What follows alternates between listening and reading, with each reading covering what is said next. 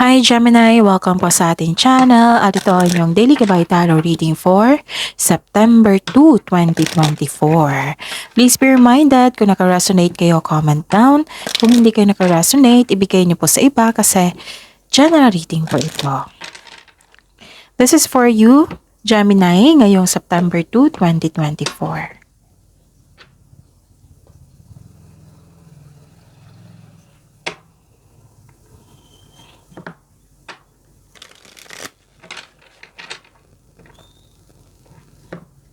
Maraming salamat po sa inyong patuloy na suporta at maraming salamat din po sa mga hindi nag-skip ng ads. Gamitin ang reading na ito bilang gabay lamang sa mga hindi pa nag-subscribe, subscribe na po kayo at click bell notification para malaman nyo na may bago tayong video. Para sa mga gustong magpa-reading po, may lumabas dyan sa screen nyo ngayon. Panoorin nyo po at sundin ang instruction. Calling the attention sa mga suki ko dito na Gemini, open na po ang inyong Monthly Gabay Tarot Reading for September 2024. May 6 months from now reading tayo at love life reading po. So message me Gemini for schedule. Maraming salamat po.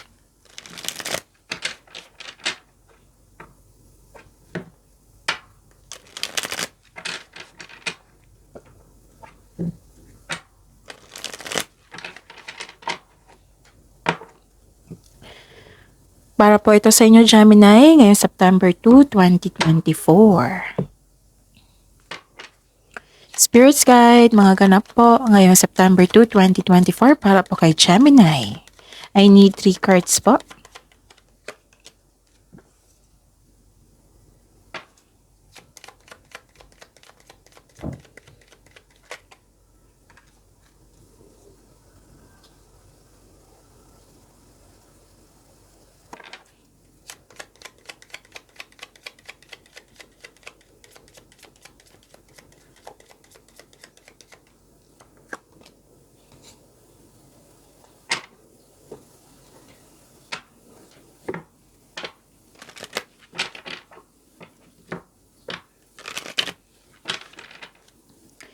Spirits Guide, message pa para kay Gemini ngayong September 2, 2024.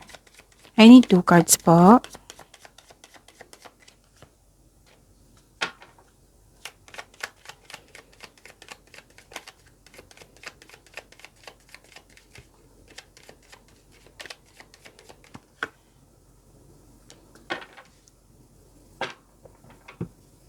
Okay.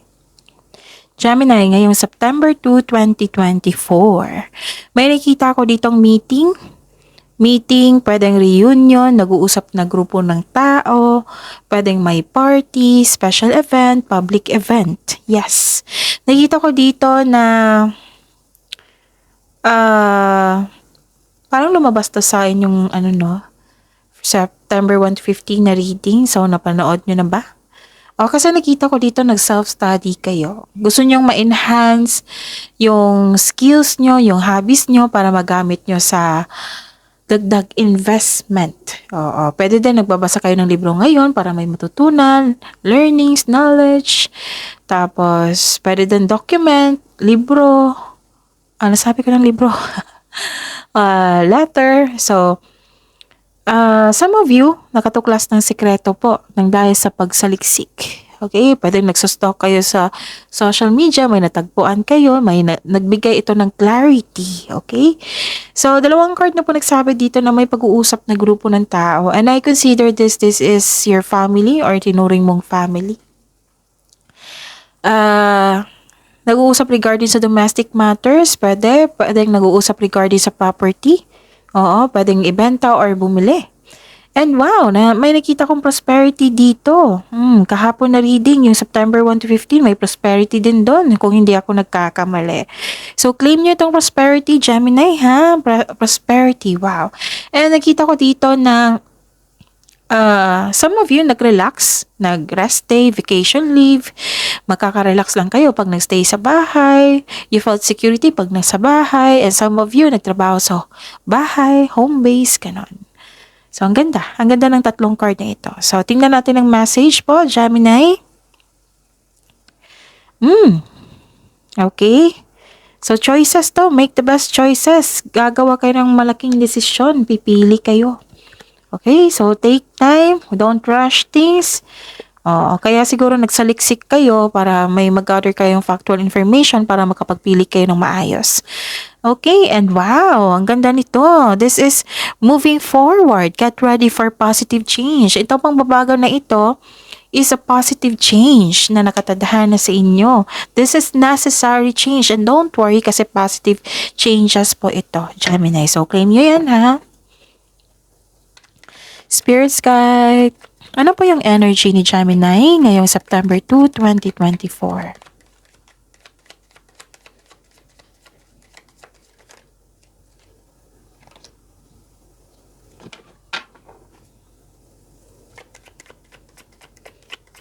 Ito yung lumabas sa akin kanina, sabi ng intuition, at lumabas din.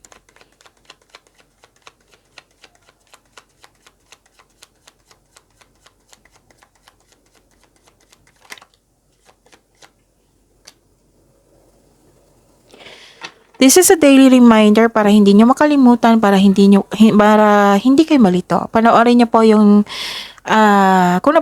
panoorin niyo po yung last 4 days kabay tarot reading. Okay, kailangan kong ulitin to kasi minsan makalimutan natin. And some of you is bagong subscriber, so kailangan kong ulitin po. Panoorin niyo po yung last 4 days kabay tarot reading niyo po. Like for example, napanood niyo to ngayong September 2, 2024. Panoorin niyo po yung reading na September 1, August 31, August 30, 29. Basta sunod-sunod po yung date kung kailan niyo to napanood. Kung may nakita o narinig kayong repeating message, kailangan nyo po iyan bigyan ng atensyon.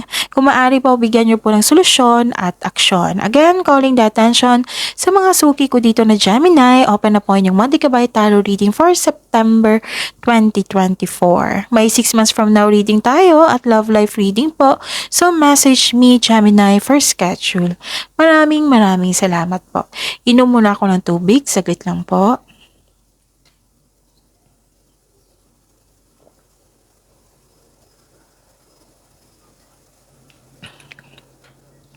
Okay.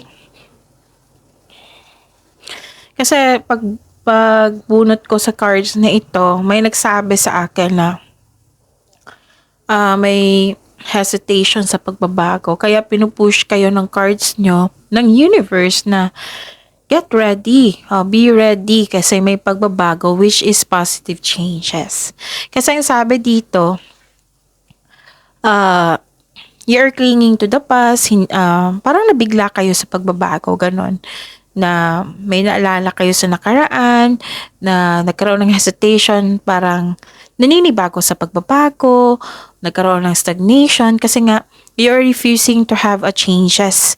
Pero, huwag kayong mag-refuse. Oo, huwag kayong mag-refuse, huwag kayong mag-hesitate. Kasi itong pagbabago na ito, kailangan yung i-work out. Kailangan yung pagyamanin, pagsikapan. Kasi itong changes na ito is a positive change. At least may sinabi dito na positive change. Kasi minsan yung card magsabi lang na change. Ano kayong changes yun, di ba? So yung sinabi dito na Gemini is a positive change. So, huwag kayong mag-hesitate. Kung may naalala kayo sa nakaraan, so i-process nyo and let it go. Learn from this past para magamit nyo sa present, para magamit nyo sa present as inspiration or learnings, ganon. Okay. Kasi nakita ko dito na naninibago kayo. So, that is very normal, di ba? Kung may biglaang pagbabago, tapos na nanibago kayo sa lahat, sa sitwasyon, baka sa kasamahan, changes sa trabaho, changes sa routine, nanibago kayo. Pero don't worry, use your strength. Kasi strength nyo, Gemini, is adaptation. Kasi matalino kayo, very observer, ma-adapt nyo yan. Oo. Sa lahat ng signs, kayo ang may ganyang strength. So, be proud of it. Huwag kayong matakot sa changes. Oo, move forward. Kaya nga may sabi dito, moving forward, get ready for positive change. May pagbabago kasi pipili ka, magkakaroon ka ng desisyon. Okay? Tapos, yes, Normal talaga yung mga may changes. Malay mo, inalis tayo sa nakaraan kasi mabagal yung process para sa inyong growth. Tapos binigay sa iyo ng universe ang itong pagbabago na ito kasi magkakaroon ng growth na para sa iyo. Mm-mm. Okay? Kasi ending the situation, it means new opportunity is coming, a new beginning. It might be uncomfortable. It might be uncomfortable at first, pero masasanay ka rin. Magkakaroon din ng adaptation niya. You will be happy. Be happy. Okay? Let go and trust the universe and yourself also. Mm-mm. So, yun. Ano pa? This is hope and healing. This is blessing. So, ang ganda, no? Hope and healing. This changes is a positive opportunities. This is renewal. May unexpected help dito eh. Yes, nakikita ko.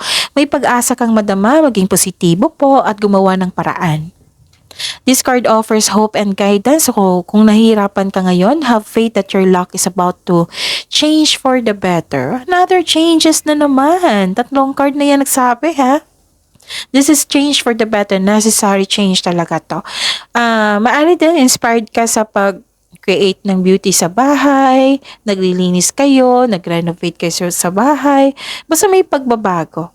Full of changes ngayon si Gemini.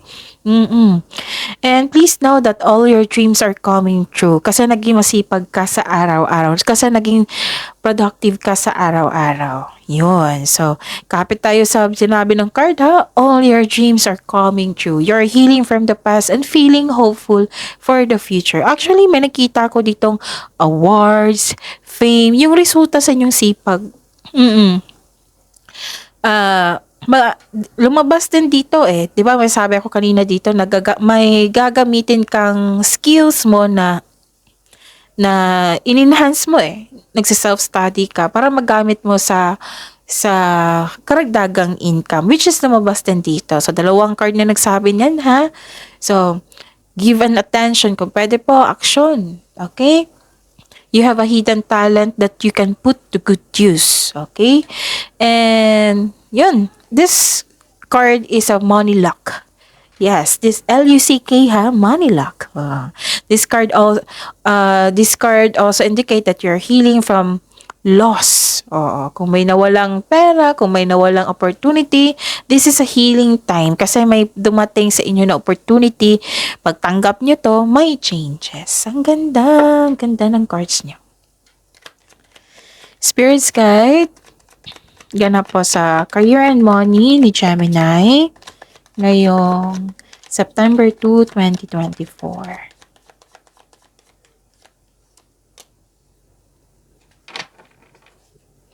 And the clarification of this card po.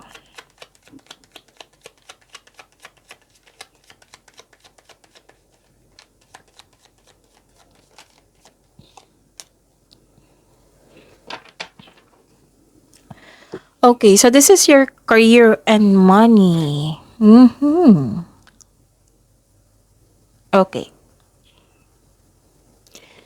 Oo, kanina pa to eh. Dalawang card na nagsabi. Ay, actually, tatlong card. 1, 2, 3. Nagkaroon ng hesitation. So, wag kayong mag-hesitate, ha? Be confident. Parang isang araw pa to na may concern ka sa disconnection sa isang tao. Oo. Tapos nawalan kayo ng gana, may matigas ang ulo or very obsessive. Ang sabi po ng card dito, yun, yung sabi na kung pwede po, huwag kayong magpa-distract sa ganito. Kasi challenge to eh. Kung paano kayo mag-handle sa ganitong tao, sa ganitong sitwasyon. So, kung ma-overcome mo yan, pwede din na kausapin mo siya. Pwede din na i-address mo yung hurt feelings mo, yung concern mo. Kung hindi pa siya open-minded, meaning to say, hindi pa siya ready. So, huwag niyong pilitin. Baka mas masaktan kayo or ma-disappoint kayo. So, better to surrender. I-surrender niyo siya kay God. State this person's name. Then, nasabihan mo si God na gusto mo sanang makipagbati sa kanya. Sana'y magiging okay siya soon para makapag-usap kayo. Ganun na request. Tapos, pero binigyan ka ng blessing dito healing.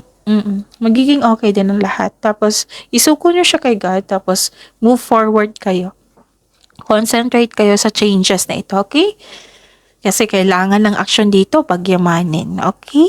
So, kung maaari po, sabi ng card, huwag kayong magpa-distract sa kanya. Focus kayo sa makontrol nyo kasi hindi mo yan ma-focus yung katikasan ng ulo niya, yung pagiging obsessive niya, yung choice niya yan eh. Choice niya na magkaroon kayo ng ganyan. So, better to pray. O, i-pray mo siya na magkaroon ng healing na ma-realize din niya. Okay, na mag-uusap kayo soon. Okay, huwag niyo hayaan na mastorbo kayo ha kasi marami kayong gawain dito. Baka isa din yan na sa dahilan na nagkaroon ng hesitation sa changes, okay? Kasi may nangyari sa nakaraan. Okay. And actually, this is another changes. 1, 2, 3, 4. Apat na nagsabi ng new beginning dito, changes. Free yourself, sabi po ng card dito. Kung hindi ka pa makagawa ng desisyon, kung nagkaroon na hesitation, better to have a concrete plan. Kasi kung may konkretong plano ka na, hindi ka na magkakaroon ng doubt or hesitation yan. Kung hindi ka pa makapag-decide, then huwag niyong i-pressure. Huwag niyong i-pressure. And okay, huwag kayong matakot talaga sa pagbabago kasi kanina pa to sinasabi positive changes ito, Gemini. Huwag kayong mag-hesitate.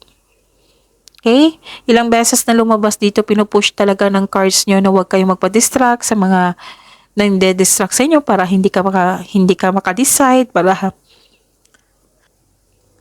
okay? So, maraming actually, hindi siya marami. Sitwasyon dyan sa career mo at it may be isa lang to, isang disconnection sa isang tao. Yun yung sabi ko kanina dito sa cards nyo, na kung ano yung dapat gawin. Okay? Huwag yung pahirapan yung sarili nyo. Kaya nga, trust the universe and trust yourself. Okay? Actually, may plano talaga dito. Kumbaga, you're not ready talaga. May distraction pa. So, kaya nga ang sabi ng card dito na ilang beses na lumabas na huwag kayong magpa-distract kung pwede. Or i-process nyo yan. Kung distraction talaga yan, like, example, itong lumabas dito na disconnection sa isang tao, i-process nyo yan. Okay? Kung gusto mo siyang kausapin, then go ahead. Much better. Pero kung hindi siya open-minded, huwag nyo nang palitin kasi masasaktan lang kayo niyan. I-pray nyo na lang talaga. That's the best thing to do. Okay? Okay, ano pa? Pinapush talaga kayo ng cards dito. Nire-remind kayo na sana'y matandaan nyo, sana'y tulungan nyo yung sarili nyo, sana'y mag-focus kayo sa pagbabago kasi kailangan pagyamanin po ito. 'Di ba? Na nasa Diyos ang awa, nasa tao ang gawa. So, gawa. Action. Okay? Nire-remind talaga kayo ng card. Gusto ng card na tulungan nyo yung sarili nyo na ilang beses na lumabas. Huwag kayong ma-hesitate, huwag kayong matakot sa pagbabago kasi positive changes to para to sa inyo. Spirit's Guide, Love Life, Self-Love, Partnership, and Romance ni Gemini ngayong September 2, 2024.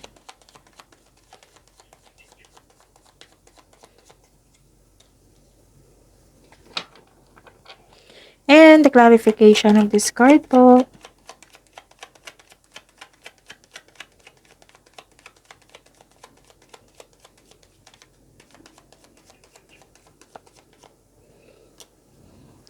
Kasi kung magkaroon kayo ng hesitation, you're not giving chance sa inyong sarili. Oo, hindi nyo binibigyan ng chance yung sarili nyo. So, ano yung dapat gawin? Huwag nyo pahirapan yung sarili nyo. Tulungan nyo po yung sarili nyo. Pinupush kayo eh. Ito yung healing mo sa universe na magkaroon ng expansion and growth, yung umasenso. So, kailangan lang gawa. Okay? Kaya nga pinupush ng cards dito na concentrate tayo dito, Gemini. Huwag kayong magpa-distract sa ganyan. Ganito lang yun. I-pray mo lang siya, then move forward. Ganon. Maraming salamat po sa patuloy na tiwala, suporta sa ating channel at maraming salamat din po sa mga hindi nag-skip ng ads. May lumabas dyan sa screen nyo ngayon, panoorin nyo po. Kung gusto nyo po iyan, then follow instruction. This is your love life, self-love, partnership, and romance. Alagaan nyo po daw yung sarili nyo. May selos na ganap. Oo, it might be this is you, it might be this person. Self-centered at selos na iinggit. Tapos, may concern ka sa isang tao na hindi binavalue ang love mo sa kanya. Yun. Same pa rin yung sinabi ng card dito. Kung gusto nyo maayos agad, kung sa tingin nyo open-minded tong taong ito, kausapin nyo. I-address mo yung hurt feelings mo. Kasi, hindi magkakaroon ng solusyon kung hindi mo i-take yung action. Like, dalawa lang yan eh. Hayaan mo siyang, what I meant is, mag-pray kayo para makausap kayo soon. Pag okay na, tapos ang isa, kausapin mo ngayon, i-address mo yung hurt feelings mo na without worrying na i-reject ka niya or i-judge, kausapin niyo talaga. Adjustment yan eh. So, may message po ang card niyo po dito. Kung may tao po daw sa buhay mo who has proven themselves na untrustworthy sila, better to have a healthy disconnection. Pero at the end of the day, kayo po ang mag-decide nito kasi buhay niyo po iyan. Okay. So, kahit clarification dito, Gemini, yan pa rin ang concern mo sa kanya. Hindi marunong magpahalaga, masyadong bossy, hindi ka satisfied. Actually, may satisfaction and abundance na nangyari. Okay, Gemini? So, accept this abundance. Alam nyo naman yan. Satisfaction. Overflowing abundance ito. Sabi po ng card dito, kung let's say, pera ito, malaking pera. Huwag nyo daw masyadong gastahin ang mga biyayang natanggap. Sabi po nang nire-remind kayo ng card dito. Kung i-consider mo ang mga biyayang natanggap, celebrate it by expressing gratitude and generosity. Kahit i-treat mo yung Jollibee yung sarili mo, okay na yan. Basta offer a prayer na i-acknowledge mo yung bigay ng universe, yung abundance na binigay sa iyo. Make time talaga. I-pray nyo, offer a prayer na magpasalamat tayo sa binigay na biyaya. Okay? So, claim this biyaya, claim this overflowing abundance, these changes, these positive changes. Okay? So, yun. This prosperity. Tapos yung distraction ha. Bigyan niya ng action. Okay, so positivity, claim these blessings. See you tomorrow, Gemini. Please like, subscribe, and click bell button for notification para updated po kayo sa daily tarot reading natin. Maraming salamat po.